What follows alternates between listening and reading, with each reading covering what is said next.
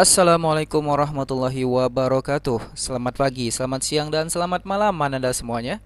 Bertemu kembali kita dalam pembelajaran daring fisika pada hari ini. Kita akan melanjutkan materi tentang induksi elektromagnetik. Nah, ada dua sub materi yang akan kita pelajari. Yang pertama adalah tentang gegel induksi bagian yang kedua, dan yang kedua adalah tentang hukum Lenz tentang arah arus induksi. Baiklah, seperti biasa, sebelum belajar, jangan lupa untuk berdoa dulu dan mempersiapkan alat tulis serta buku tulisnya. Oke, baiklah, let's begin. Nah, pada pertemuan sebelumnya, kita sudah membahas tentang flux magnetik. Simbolnya ini dibaca pi. Flux sama dengan B kali A kali cos theta. Ya, kemudian induksi elektromagnetik, Gegel induksi ada dua rumusnya. Yang pertama, Gegel induksi sama dengan minus N kali D flux per dt. Ini dipakai untuk ketika fluxnya berupa fungsi, yaitu misalkan contohnya T kuadrat, 2T, dan seterusnya. Kemudian Gegel induksi sama dengan minus N kali delta flux per delta T. Nah, ini dipakai ketika fluxnya berupa perubahan. Misalkan dari flux 1 menjadi flux 2. Nah, jadi pada video ini, pada pembelajaran hari ini, kita akan mensubstitusi nilai ini, B kali A kali cos theta, ke sini dan ke sini, sehingga kita dapatkan rumus yang seperti ini. Ya, yang pertama minus N kali D flux, berarti D fluxnya BA cos theta, ya, D kali BA cos theta per dt. Kemudian yang delta flux juga demikian, minus N kali delta B kali A kali cos theta per dt. Baiklah, dalam penerapannya nanti, ini ada tiga komponen. Yang pertama B, yaitu medan magnetik atau induksi magnetik. Yang kedua adalah A, luas lilitan. Dan yang ketiga adalah theta, yaitu sudut orientasi antara garis normal si lilitan dengan garis medan magnetik yang datang menembus lilitan itu. Nah, nanti ketiga-tiganya ini salah satunya yang bisa berubah gitu, sementara dua lainnya tetap. Oke, baiklah, kita lihat yang pertama ya. Yang pertama, gegel induksi oleh perubahan induksi magnetik. Berarti yang berubah hanya B-nya saja, sementara A dan θ-nya tetap. Nah, bagaimana rumusnya? Seperti ini. Gegel induksi sama dengan minus N kali dB per dt kali A kali cos theta. Atau gegel induksi sama dengan minus N kali delta B per delta T kali A kali cos theta. Ini artinya yang berubah hanya B-nya saja, sementara luas A dan θ sudutnya tidak berubah. Kita lihat tipe yang kedua ya. Gegel induksi oleh perubahan luas bidang kumparan. Berarti yang berubah hanyalah si A. Maka yang kita turunkan si A. Menjadi gegel induksi sama dengan minus N kali B kali dA per dt. Lihat yang awalnya kan dB per dt. Sekarang B-nya tetap. Yang kita turunkan si dA per dt. Di sini juga nih. Minus N kali B yang awalnya minus N kali delta B per delta T. Sekarang B-nya yang tetap. A-nya berubah menjadi delta A per delta T kali cos theta. Oke, yang ketiga adalah gegel induksi oleh perubahan orientasi bidang kumparan atau si tetanya yang berubah. Rumusnya seperti ini. Gegel induksi sama dengan minus N kali B kali A dikali D cos theta per dt. Nah, awalnya si B, kemudian si A, sekarang yang berubah adalah si sudutnya atau theta. Sementara B dengan A-nya bernilai tetap, gitu ya. Ini juga yang deltanya gitu. Sehingga rumusnya menjadi gegel induksi sama dengan minus N kali B kali A kali delta cos theta per dt, delta T. Oke, baiklah, tidak berlama-lama, kita lihat contoh soal yang pertama. Sebuah kumparan dengan jari-jari 0,1 meter berarti R sama dengan 0,1 meter sama dengan 10 pangkat minus 1 meter. Kumparan ini biasanya berupa lingkaran guys. Berarti rumus luasnya adalah A sama dengan pi R kuadrat ya. Pi kali R-nya 10 pangkat minus 1 kuadrat menjadi 10 pangkat minus 2 kuadrat meter kuadrat. Nilai pi-nya kita tinggalkan saja, tetapi nanti di akhir baru kita ganti menjadi berapa? Pi 3,14. Terdiri atas 300 lilitan, berarti N sama dengan 300. Atau sama juga dengan 3 kali 10 pangkat 2. Dan ditempatkan tegak lurus dalam suatu medan magnetik sama besar sebesar 0,3 Tesla. Berarti sudutnya ketika tegak lurus theta sama dengan 0. Ya, tegak lurus dia 0. Oke, kemudian medan magnetiknya B yaitu 0,3 Tesla sama dengan 3 kali 10 pangkat minus 1 Tesla. Tentukan gegel induksi antara ujung-ujung kumparan. Jika dalam 0,2 sekon, induksi magnetiknya menjadi 0. Artinya, yang semula medannya sebesar 0,3 Tesla menjadi 0. Maka yang 0,3 Tesla itu kita sebut namanya B1, yaitu 3 kali 10 pangkat minus 1 Tesla.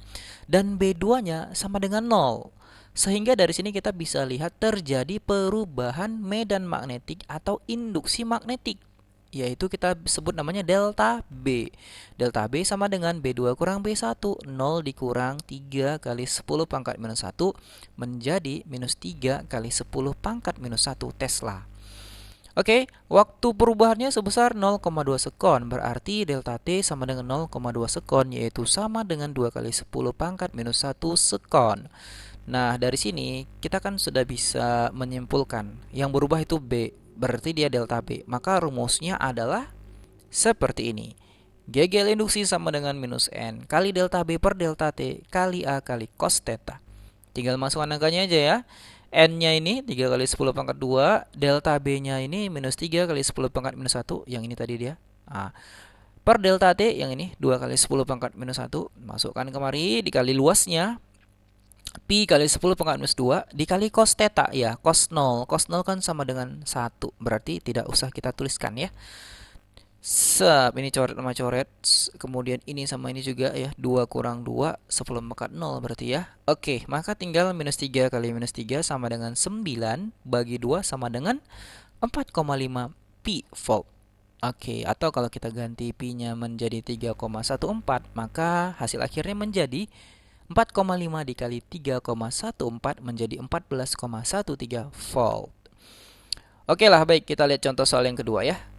Medan magnetik yang tegak lurus terhadap kumparan yang luasnya 5 cm kuadrat dan terdiri atas 30 loop. Oke, kita stop dulu, kita lihat yang diketahui.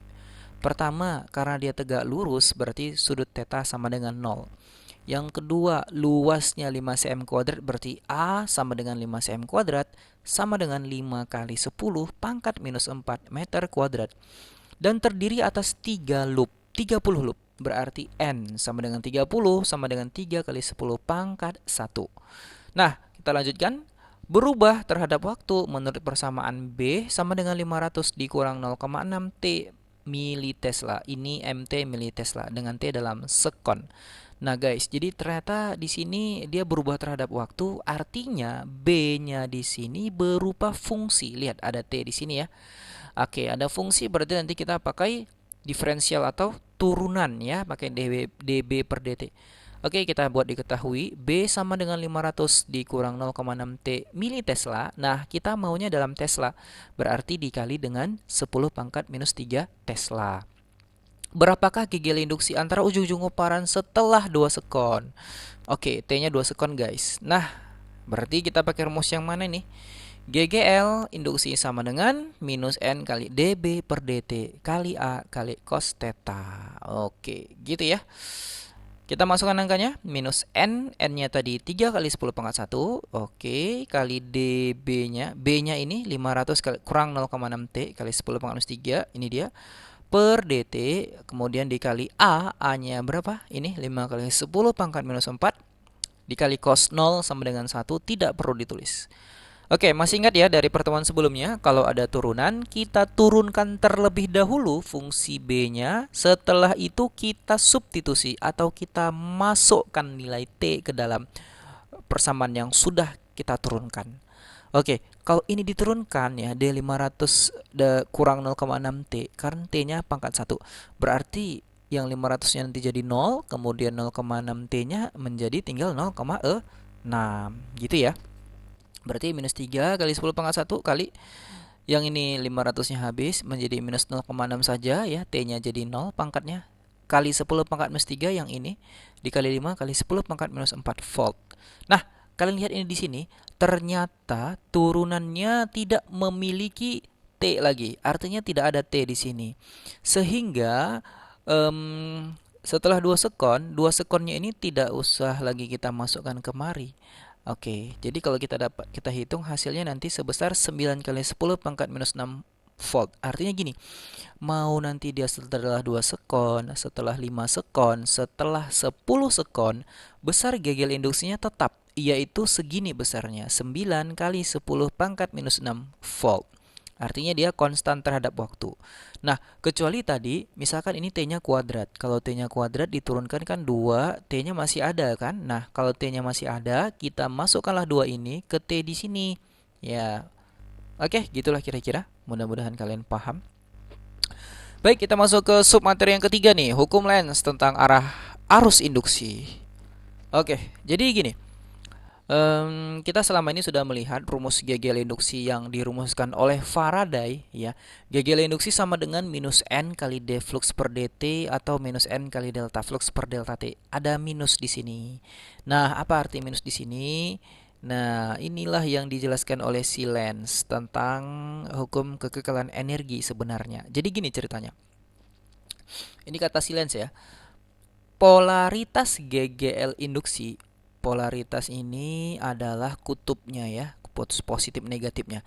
Jadi polaritas GGL induksi selalu sedemikian rupa sehingga, wah apa nih artinya ya? Arus induksi yang ditimbulkannya, maksudnya yang ditimbulkan oleh si GGL induksi tadi ya, arus yang ditimbulkan oleh GGL induksi tadi selalu menghasilkan flux induksi. Nah, jadi arus induksi tadi menghasilkan flux induksi. Nah, bagaimana arah flux induksinya? Yang menentang arah perubahan flux utama yang melalui loop. Oke, mungkin agak susah kalau dipahami secara kalimat, tapi mari kita lihat secara ilustrasi, mudah-mudahan bisa dipahami. Nah, di ilustrasi ini ada kutub, ada magnet batang ya. Ini kutub utara dan selatannya. Lalu di sini ada pipa atau ya lilitan lah itu ya. Ini yang warna hitam. Di sini ada hambatan. Ini titik A dan ini titik B. Jadi hambatannya gini, dari sini sep ke belakang sana, zep mutar. Kemudian dililit lagi ke belakang sana, nampak di sini. Nah, tampak kemudian gini, ya terus sep sep sep sep sep sep sep. Ah, kayak gitulah kira-kira ya. Oke, jadi supaya terjadi gagal induksi kan kita harus memasukkan si magnet batang ke dalam lilitan ini atau ke dalam kumparan atau ke dalam loop. Nah, ada 3 nama yang sama untuk ini ya. Kumparan, lilitan, loop gitu ya. Kita masukkan ini ke dalam nih. Ah, gitu ya kira-kira. Sehingga terjadilah medan magnetik gitu ya yang masuk ke dalam, maka di sini akan ada yang namanya flux, ya kan? Kan ketika medan magnet menembus si lilitan ada flux ya. Rumus flux tadi apa? B yang ini medannya kali A luas si lilitan dikali cos theta. Maka ini namanya adalah flux utama. Ya. Flux utama. Jadi kita masukkan si magnet, dia kita katakan flux utama. Nah, kata si Lenz, akan terjadi flux induksi yang menentang arah perubahan flux utama. Jadi ketika kita masukkan ya dari awalnya fluxnya 0 menjadi ada, maka karena flux utamanya ke kanan akan terjadi flux induksi yang ke kiri. Nah, gini dia. Oke, bagaimana ceritanya kok ada flux induksi yang ke kiri ini? Nah, jadi cara menjelaskannya kita anggap bahwa ada arus yang menghasilkan si flux induksi ini. Kalau kalian masih ingat pelajaran induksi magnetik ya sebelumnya, arus menghasilkan medan magnet, ya kan? Nah, bagaimana arah arusnya? Dengan menggunakan aturan kaidah tangan kanan. Ya, di mana arah ibu jarinya adalah arah flux induksi, kemudian arah 4 jarinya adalah arah arus induksi. Nah, jadi kan arah 4 jarinya seperti ini, arus induksinya seperti ini. Berarti di lilitan kawat yang warna hitam ini, arah arus induksinya kayak gini. Nah, ini yang warna merah. Ini ke sana, ke sana, ke sana, ke sana, ke sana, dan sehingga akhirnya kemari ke A dulu, baru ke B. Artinya pada percobaan ini kita dapatkan bahwa arah arus induksinya itu kalau kita lihat dari luar dia berarah dari titik A menuju titik B. Oke, mudah-mudahan paham ya. Baik, kita lihat contoh soalnya. Sebuah kawat lurus berarus tetap dan kawat lingkaran loop yang tidak berarus disusun seperti gambar. Nah, ini ada kawat lurus, ada arusnya. Di sini ada kawat lingkaran. Dalam arah mana arus induksi mengalir jika kawat lingkaran digerakkan ke kiri? Dalam arah manakah arus induksi mengalir jika kawat lingkaran digerakkan ke kanan? Oke, jadi gini. Konsepnya adalah si kawat lurus yang berarus ini memiliki medan magnet di sekitarnya, yaitu berarah seperti ini.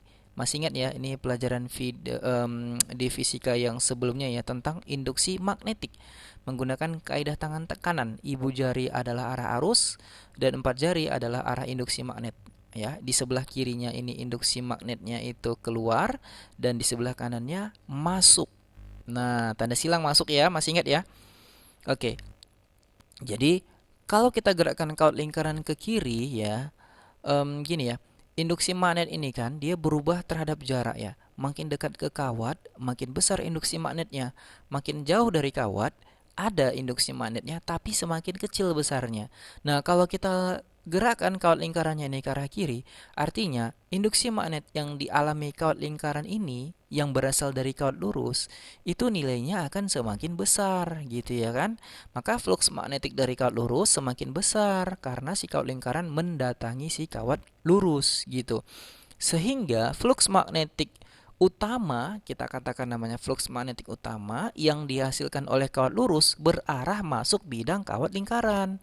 Nah, gini dia, silang ya. Berarti flux utama yang dari kawat lurus itu tadi masuk dia ke dalam kawat lingkaran. Oke. Nah, berdasarkan hukum Lenz gitu ya. Jadi, kalau flux utamanya masuk, berarti flux induksinya keluar gitu ya. Flux induksi pada kawat lingkaran keluar bidang. Gini dia berupa seperti ini. Oke, kita gunakan tadi aturan tangan kanan yang seperti ini ya. Arah flux induksinya yang ini si ibu jari, arah arus induksinya yang ini empat jari. Berarti arah arus induksinya pada kawat lingkaran berlawanan arah putaran jarum jam. Seperti ini ya. Berarti ini kayak gini. Nah, ini yang warna merah. Oke. Lalu bagaimanakah kalau misalkan tadi si kawat lingkarannya ini digerakkan ke kanan? Nah, kalau digerakkan ke kanan, berarti kan besar flux magnetiknya semakin kecil.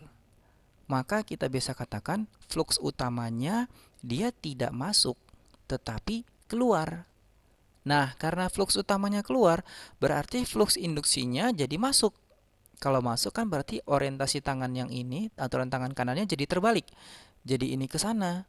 Maka arah arus induksinya menjadi bukan berlawanan arah putaran jarum jam, tetapi searah putaran jarum jam. Oke, baiklah, mungkin sampai di sini dulu untuk video pembelajaran pada hari ini. Mudah-mudahan kalian mengerti ya. Assalamualaikum warahmatullahi wabarakatuh. Selamat pagi, selamat siang, dan selamat malam semuanya.